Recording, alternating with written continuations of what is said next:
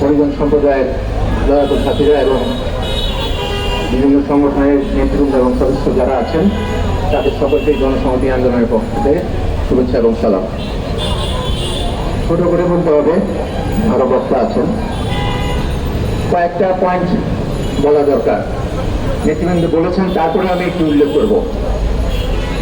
প্রথম কথা হচ্ছে যে এই যে হরিজন সম্প্রদায়ের ভাই বোনেরা যারা এখানে শত শত বছর ধরে এখানে আছেন, যখন ভারতবর্ষ ছিল ব্রিটিশের অধীনে, সেই সর্বশেষে যখন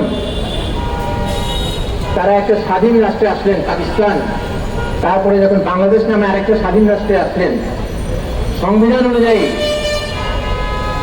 এই যে মাইগ্রেট করে আসা, এখান থেকে ওখানে যাওয়া, ওখান থেকে এখানে আসা, এইরকম অধিবাসীরা নাগরিক হয়ে যায় একটা পর্যায়ে এসে। ওনারাও বাংলাদেশের নাগরিকত্ব পেয়েছেন, তারা ভোট দেন। তার অর্থ কি? তার অর্থ হচ্ছে বাংলাদেশের প্রতিটা নাগরিক যে সম্মান মর্যাদা পাওয়ার কথা, তাদেরও একই সম্মান এবং মর্যাদা পাওয়ার কথা। তাদেরকে যারা এত বছর ধরে, শত শত বছর ধরে এখানে আছেন, এইভাবে উচ্ছেদ করতে যাওয়াটা যেমন সংবিধান বিরোধী, সংবিধান সম্মত নয়, একইভাবে এটা একটা পুরো স্বৈরাচারী শাসনের অংশ বলবো আমি।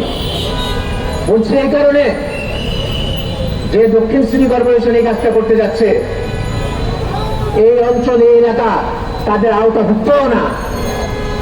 এই অঞ্চল ডিসির, জেলা প্রশাসনের এটা খাস জমি ছিল, তো দক্ষিণ সিটি কর্পোরেশন তাদের কর্মকর্তা কর্মচারী ওনারা, তার দায়িত্ব ছিল তাদেরকে আরো মানবিক জীবনের জন্য উপযোগী করে গড়ে তোলা।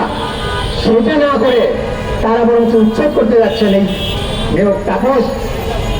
তার কারণ একটাই, যে তারা এই দেশের সাধারণ মানুষ, মেহনতি মানুষ, তাদের স্বার্থ রক্ষা করবেন না, তারা চোর বাটপা লুটেরাদের স্বার্থ রক্ষা করবেন। এইটাই মূল কারণ। আমি ছোট্ট উদাহরণ দিয়ে আর 2 মিনিট কথা বলে আমার বক্তব্য শেষ করবো। গতকালকে দেখলাম তাপস সাহেব, উনি ওনার রাজস্ব কর্মকর্তাকে ফুলের মালা দিচ্ছেন। কেন দিচ্ছেন? ওনার রাজস্ব কর্মকর্তা 1000 কোটি টাকার বেশি রাজস্ব আদায় করে দিচ্ছেন। ভালো কথা, ফুলের মালা দেন, আরো কিছু দেন, কিন্তু বাকি যে কর্মকর্তারা, অর্থাৎ কর্মচারী যাই বলি না কেন, যারা এই শহরটাকে শত শত বছর ধরে পরিষ্কার করে রাখলেন, তাদেরকে উচ্ছেদ করছেন কেন? তাদেরকেও ফুলের মালা দেন, তাদের বাড়িতে থাকার ব্যবস্থা করেন, তাদের ঘর দেন। ওইটা তো আপনার কাজ ছিল, আপনি ওইটা করেন নাই, না করে আপনি উল্টোটা করছেন। কারণ ওইটাই আমি আবারও বলবো, যে দখল করা এবং তার অংশ পাওয়া, এগুলোই আপনাদের কাজ। ফলে আজকে আমরা এখানে নিরঞ্জনের ভাই বোনেরা যারা লড়াই করছেন, তাদের সাথে সংহতি জানাচ্ছি এবং পরিষ্কার করে বলছি, তাপস সাহেব